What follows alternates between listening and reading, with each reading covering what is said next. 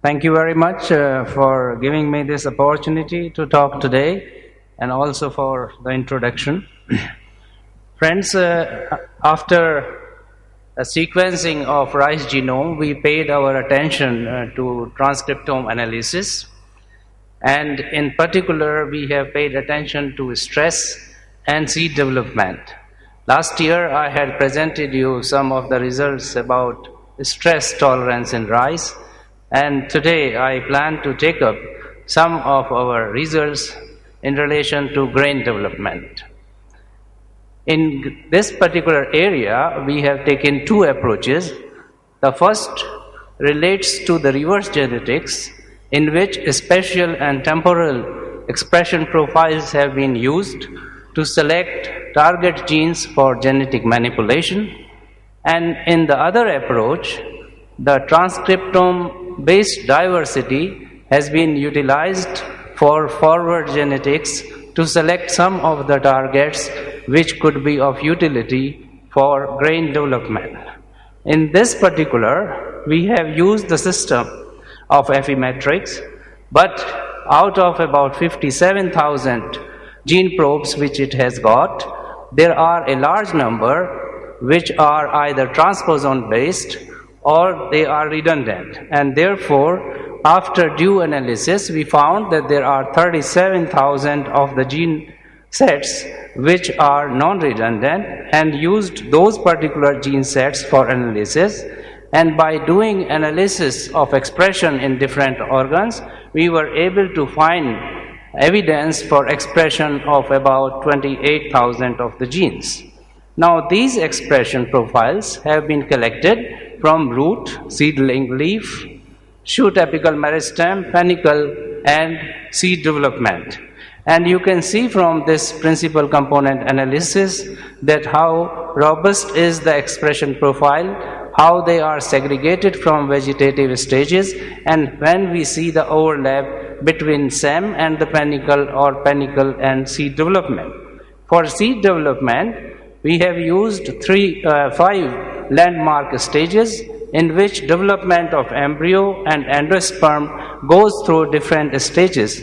For example, the very early stage is related with the first few divisions, and later on the establishment of shoot apical meristem and the root apical meristem, and ultimately development of the dormant embryo. In the same way, endosperm undergoes development from syncytium stage to cellularization, and ultimately for PCD and hardening is completed. This is the representation of the different stages which have been utilized for this particular transcriptome analysis. Now when we did a call, particularly I will be talking today about the seed stages, 19,000 genes were found to express in the seed, and the maximum number of the seed genes are expressed in the early stages of development. Now we have investigated the genes which are upregulated in relation to either of the vegetative stage, that is mature leaf, young leaf, root, seedling, or all these controls, as well as looked at the unique genes for the seed, and we found that maximum number of the genes which are up or down regulated are in the early stages, and their number goes down subsequently. Also the unique genes are very low in the stage 4, whereas they are maximum in the first stage. Another way to look at the analysis is to look for the genes which are activated in a particular stage vis-a-vis the earlier stage. For example, the development of the first stage of the seed development in relation to P6 stage of panicle development shows that there are about 1900 genes upregulated. And we see that in the stage 2, several of the genes are upregulated at this stage, which are maintained in subsequent stages of development. Whereas at the later stages, only few of the genes are getting regulated. In addition to this, when we did analysis of these genes, we could find that out of all these 19,000 genes, 453 genes are very specific only to the seed development, and most of the genes belong to either seed proteins or transcription factors, or those belonging to the signal transduction category components. That means a high degree of regulation is evident from the seed development stages. Only few of these were specific to any of the stage and could be developmentally associated with specific stages. When we try to do clustering of the expression profiles on different rice chromosomes, we could find various regions of co-regulation which are seed specific, and therefore there seems to be another layer rather than the promoter of the gene itself, which is regulating expression of the genes in a clustered manner, and these could relate to the chromatin level organizations. We have also done the metabolic pathway analysis of these genes which are upregulated and find a typical information about the genes related to starch degradation, sucrose degradation, and also for Bresner steroid biosynthesis. In addition to this, we found that genes related to enterobactin biosynthesis or for betandin degradation are also activated, which are related with the chelation activities or maintaining the redox during the developmental process. We also looked at the specific transcription factors which are upregulated in case of seed development, and at a low stringency we could identify about 100 genes getting upregulated in the seed development for transcription factors, but at the higher stringency we were able to identify clearly 33 genes which are upregulated more than twofold, whereas the signal value in the other stages is less than 7. So very specific expression of the genes is taking place.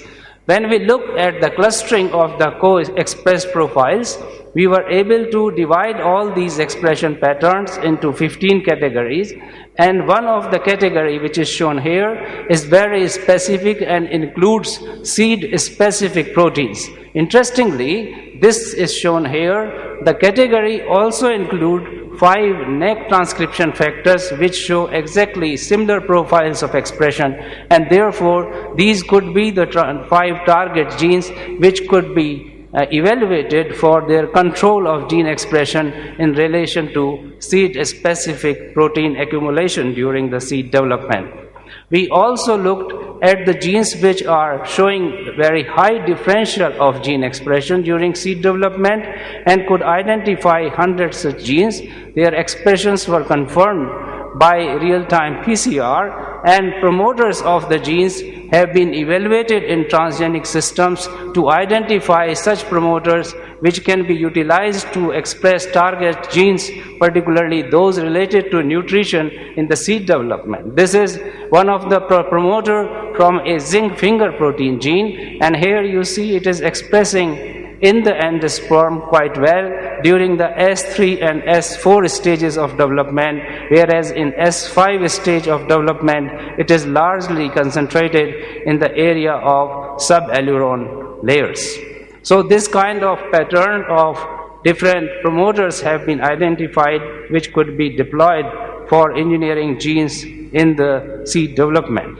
We have also looked at certain multi-protein complexes involved in transcription factors, and one of such multi-protein complex is nuclear factor, which is known to bind to KET box in the promoter region. This includes 3 of the subunits, and 2 of them have 3 and 5 have histone fold in them, which is related to H2A and H2B histones. We could find that some of these subunit genes are constitutively expressed, whereas others are very specific in their expression pattern in seed, and their expression profiles could be further confirmed by real-time PCR. When we did interaction analysis among these proteins, we could confirm the interactions in some of them in bidirectional way and in other cases in a unidirectional way. In particular, a large kind of interactions were possible, but if we look at the 3 interactions of high level, we find that there are 4 subunits interacting in this, and out of these 3 subunits are the ones which are specifically expressed during seed development, and therefore existence of the seed expression profile of these genes is important for seed development, because they are the main contenders for interaction when the multi-protein complex gets formed and acts in the seed development.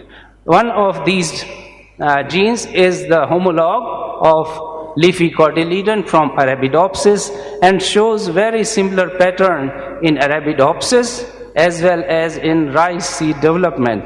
I may remind you here that in case of Arabidopsis, there is a little bit of micropylar and peripheral endosperm left, although in most of the dicots, endosperm is not present and is absorbed during the development of the embryo.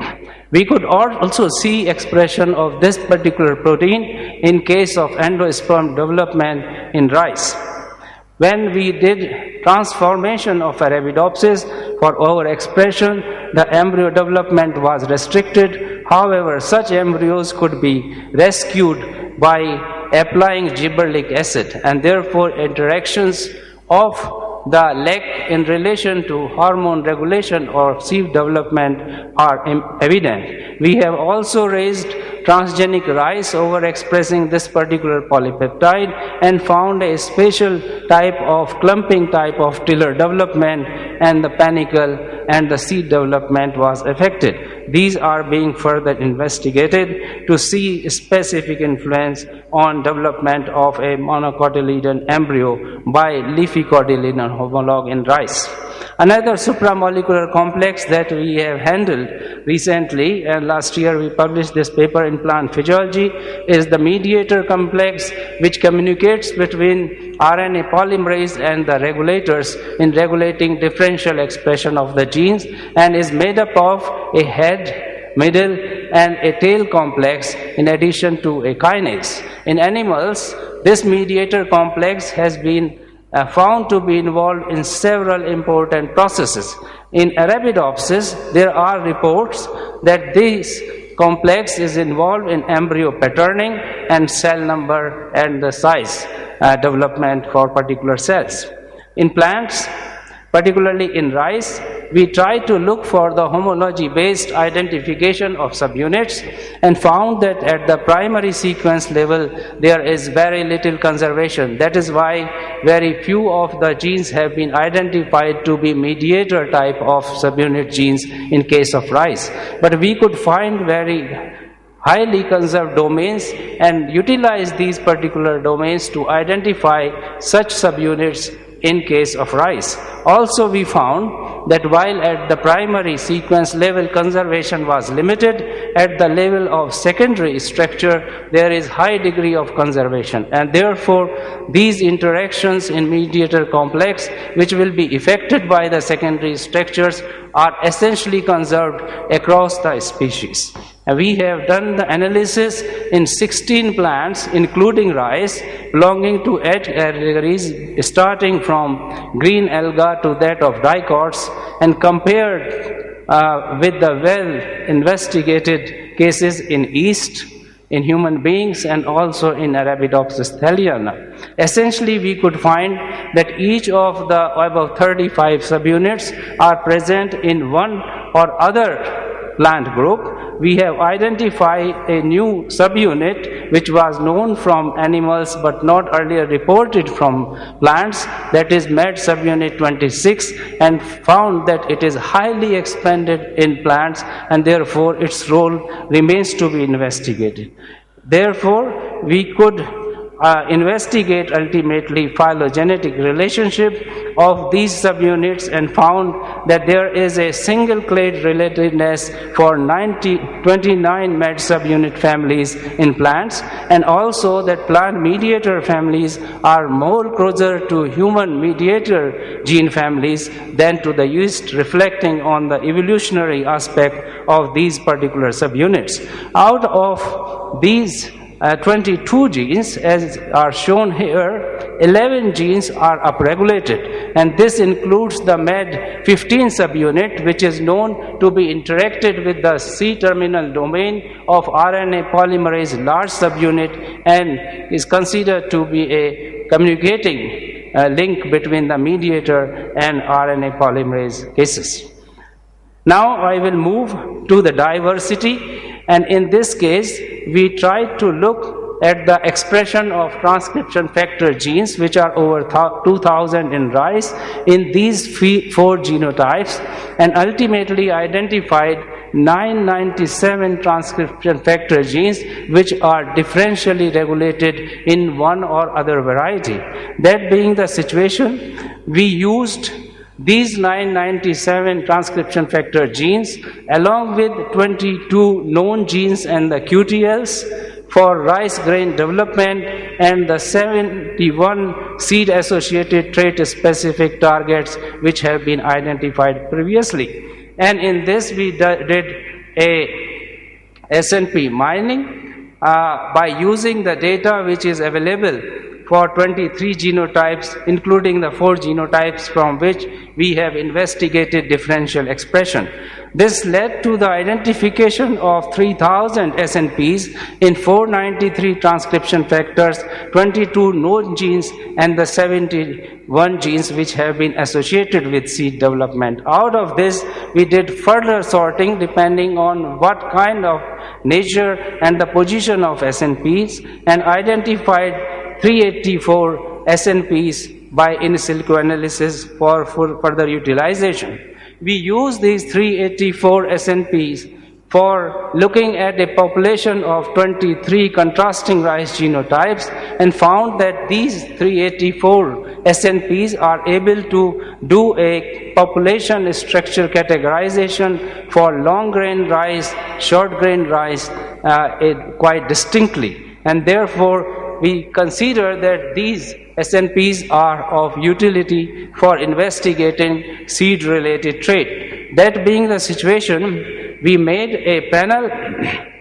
of 248 high-yielding Indian rice varieties and also F9 rills coming from 620 segregating individuals.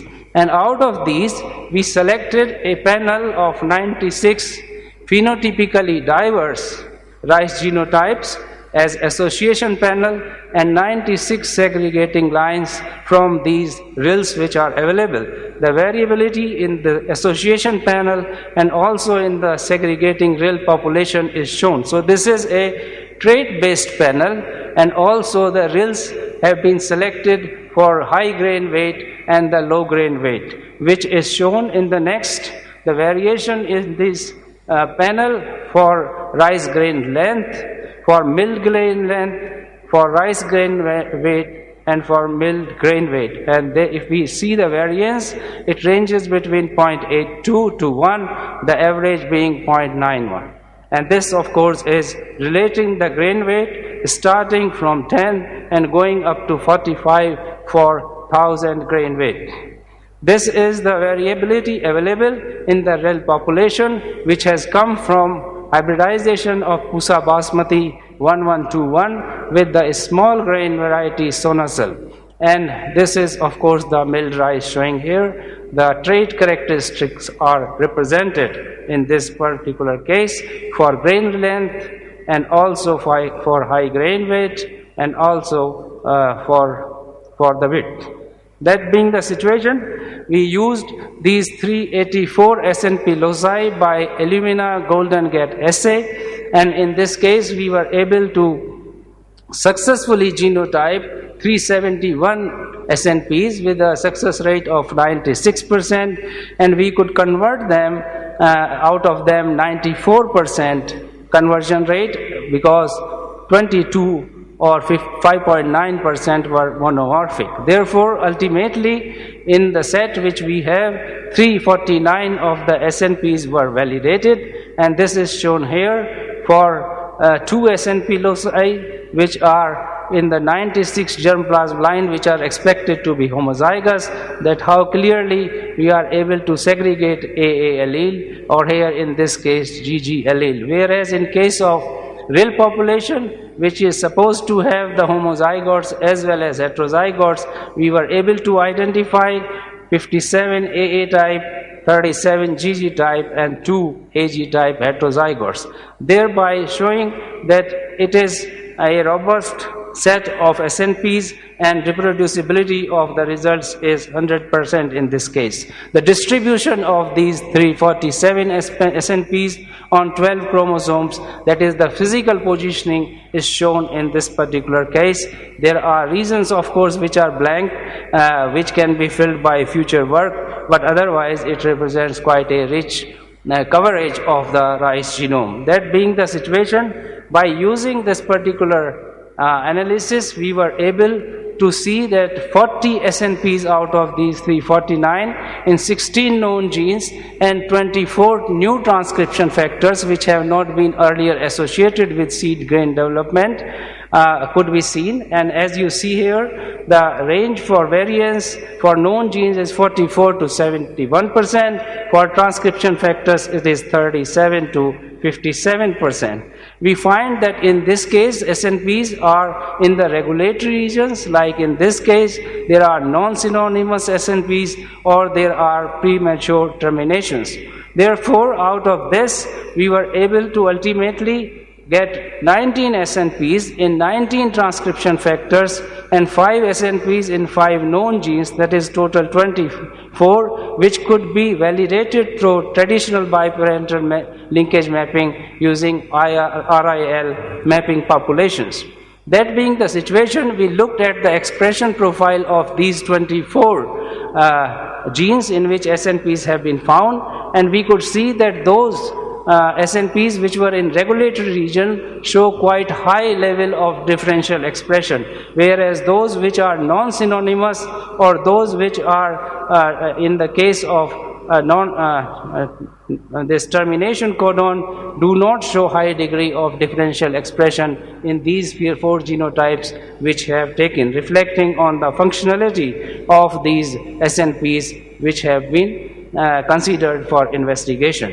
Ultimately, the validation of this, one example from a chromosome 1, where these 5 SNPs in the box have been validated, and here you see that for grain length, grain width and 1000 grain weight, there are validation at the level of load score between 4.8 to 11.3.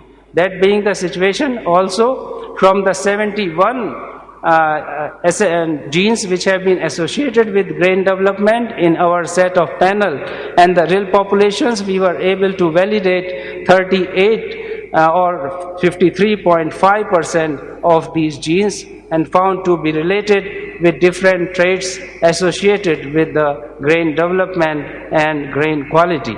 That being the situation, now we moved to understand the haplotyping based validation for these particular genes, and therefore we sequenced these genes, about 1300 to 3000 base pair amplicons from 96 genotypes of association panel and 96 RILs, and then we constituted SNP haplotype in this particular case, and ultimately went on to do the candidate-based association analysis, LD mapping, and also traditional biparental linkage mapping. That being the situation, we were able to select functionally relevant QTLs which are related with grain length, grain width, and 1000 grain weight. That the result of this investigation was that out of those 24, we were able to validate on haplotype based genotyping 11 SNPs in case of 5 known genes and 6 new transcription factor genes. Here you see these are the known ones. For example, GW2, a very well-known QTL, associates with grain weight and also with the grain width. Also here you have the GS3 and GS5, which are known earlier to be associated with grain weight. In addition to this, we have been able to find a GRAS factor, transcription factor, which associates with all three traits. And there is a SNP in the regulatory region which is associated with this particular, these traits. Also, there is a zinc finger protein gene, there is a ARF factor, there is a Matchbox gene, a BZIP gene, and also a homeobox domain. And these all show together a variance of 39 to 58%. And as you see, there are SNPs in the regulatory regions, in the coding region, and ultimately we could see for each gene 6 to 18 type of the haplotypes. That being the situation, we have done this validation, and this is represented in this case for these 11 SNPs which are coming from 5 known genes and 6 transcription factors. I will take up a few examples. This is the case for GRAS transcription factor, where there is a SNP present in the regulatory region, and this is known to be binding to a Werke factor and could be related with gibberellin and ABA signaling pathway, as well as development of the seed. In all, we were able to see 8 haplotypes in this, with RT value of 0.59 at p less than 10^-15. There are, of course, other haplotypes also, but 2 major haplotypes which associate with low grain weight is found in 21 genotypes, and with high grain weight there is a haplotype which is found in 33 genotypes. That being the situation, there is another case in which there is a change of amino acid in MET's transcription factor from serine to phenylalanine. In this case, we found 7 haplotypes. The ones which were with low grain weight and high grain weight, maximum number associated with 23 and 21 genotypes. Also, we have got one where a termination codon is created. We were able to find in this particular gene, which is BZIP transcription factor, 6 haplotypes, and the one which are showing maximum association relates to 20 and 23 genotypes for low grain weight and high grain weight. Also, I would like to show you a case of a very well-known transcription factor which associates with grain weight, and this is the GS5. We have confirmed several of the SNPs which are already known, and in this case a particular one of interest is the conversion of aspartic acid to that of glutamic acid, and these have been found to be associated with 19 genotypes and 28 genotypes in this particular case of haplotype representing glutamic acid. Therefore, we have to in this case consider, in addition to several regulatory SNPs or haplotypes which have been shown to affect the expression of these genes, also the conversions in which the amino acid changes are taking place in the coding region, as they may be relevant with the development of the seed in case of rice. This is the final slide, and here I would like to show friends that we have started to map the transcription profiles. We have found several targets of interest which we are investigating after doing phylogenetic and comparative analysis at transcriptome level, and more recently we have shifted into the diversity where we are doing more experiments and trying to identify new targets or new SNPs associated with the QTLs for grain development. Many of the contributors from IARI, Indian Agriculture Research Institute, NIPGR and South Campus have contributed. Dr. Sanjay Kapoor, my senior colleague, is here in the audience, and I am grateful for their contribution. Thank you very much.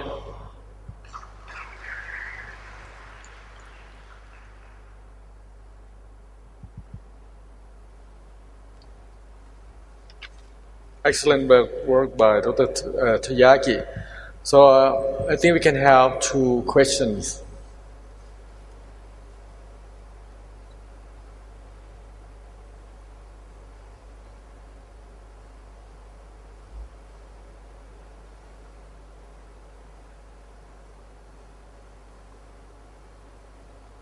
So you can imagine how hard he worked for the gene expression during the seed development.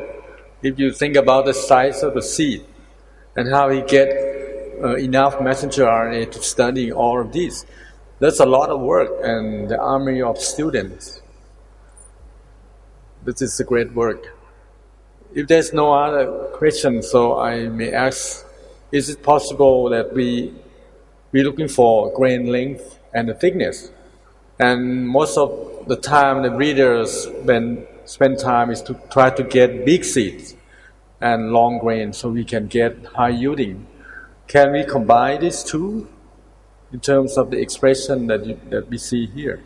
I would say ultimately it should be possible to combine these things together and get the better one. For example, we have a genotype which shows, maybe I would like to confirm from the colleagues here, which shows a grain weight of about 50 grams per thousand.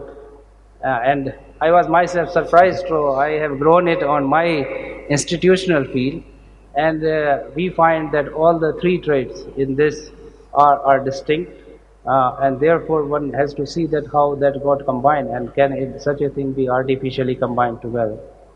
So that's good news. Any questions? So now you probably know that Cook elongation, the gene, probably you know already. So how the basmati, when it is cooked, it elongates 2 or 3 times, sometimes 5 times. So is that the kind of gene that you reporting today? As of now, as you have seen, we have looked for only 3 traits. That is the grain length. So we have not yet looked at the cooking quality, but we have other colleagues in an institute, Indian Agriculture Research Institute, who are looking at the QTLs related with expansion after boiling. So they are doing. Okay, thank you. Congratulations, and please give him the big hands. Thank you. So just